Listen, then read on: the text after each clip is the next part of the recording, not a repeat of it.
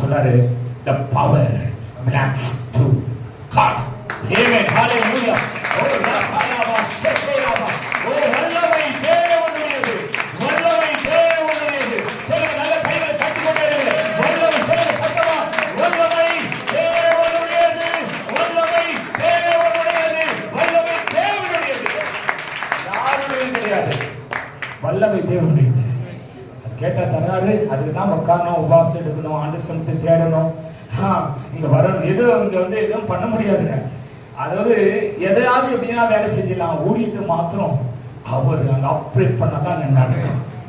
எவ்வளவு பெரிய கிஃப்ட் கூட பாருங்க, எவ்வளவு பெரிய ஊழியக்காரர் கூட பார்த்திருக்கிற சில இடங்களில் எதுவுமே நடக்கல. ஏன்?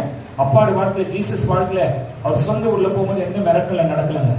அதுக்கு என்ன காரணம்? ஜீசஸ் காரணமா? யார் காரணம்? அவருடைய அவிசுவாசம் காரணமா இருந்துச்சு. மக்கள் விசுவாசிகள்